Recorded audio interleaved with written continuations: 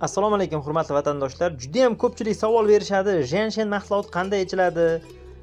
Nimalarga foyda degan savolni juda ham ko'p berishadi.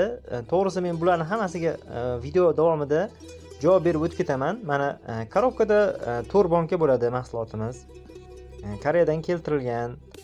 Stroklari 2027-03-31 gacha, xudo xolasa. 2028 gacha bo'ladi pashti. Mana xuddi shu mahsulot. Mana plombalangan bo'ladi. Ochadigan bo'lsangiz ham qarang, plomba yirtiladi. Mana misol uni birasangiz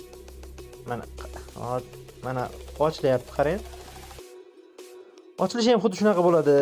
Ishonchli mahsulot, ichilish tartibini to'g'ri ichish kerak, nima bo'lgan taqdirda ham. Bir boshdan aytib o'tib ketaman ichilish tartibini. Juda ham ko'pchilik keyin savol berishyapti. Qora genshin yaxshimi, qizil genshin yaxshimi deb turib. Ikkalasining ham o'ziga yarasha xususiyatlari bor. Misol bir-biriga solishtirish juda ham katta xato deb hisoblayman.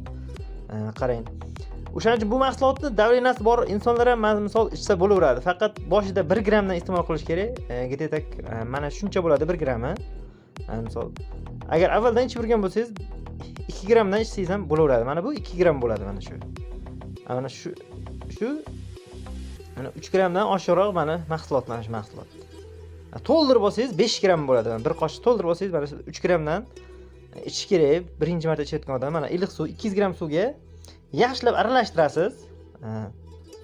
Yaxshilab aralashtirilgandan keyin o'zi qop-qora bo'lib qoladi, xudo xolasa. Faqat sabr bilan yaxshilab aralashtirilgan yaxshiroq. Misol tilni tagiga tashlab shimib ichsangiz ham bo'ladi. Ichilish tartibi oddiy. Iliq suvga 200 gramm, birinchi 1 grammdan ichib boshlaydi ichayotgan odamlar. Qarang.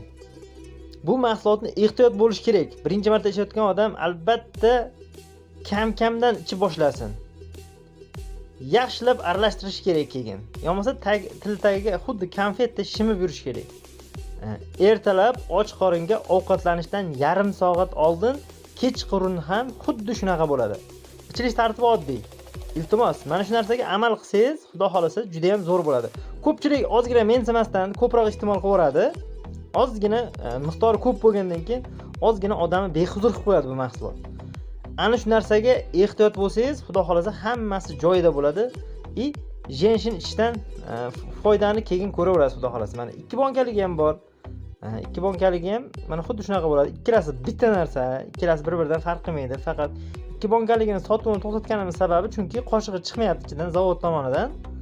O'shaning uchun ko'pchilikka mana radnoy qoshig'i bilan biz yubormasak, ular tushunmayapti-dagini aniq qo'yapti. Ko'p iste'mol qilib qo'yapti, ko'proq iste'mol qilaveryapti. Ko'proq iste'mol qilgandan keyin u juda qiyin masala. Mana qoshig'ini ko'ryapsiz, qo'lni barmog'i bilan baravar mana misol bittagina. Mana olganingizda ham har xil joydan olishingizni tavsiya bermayman. Faqat misol ishonchli joydan olish kerak, chunki bu mahsulotda ham ko'pchilik xohlagan joydan olishyapti. Mana ichidagi anaqasini bitta yaxshilab ko'rsatib o'tib ketaman. Qarang, mana shunaqa qo'yuv bo'ladi, o'rta hol bo'ladi. Endi issiq kunlarda sal suyulib qolishi mumkin.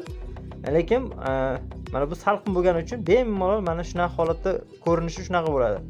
Siz bemalol cho'chmasdan, ikkilanmasdan mana bizlarga murojaat qilsangiz, ekranda ko'rib turgan raqamlaringizga biz mahsulotni yetkazib beramiz.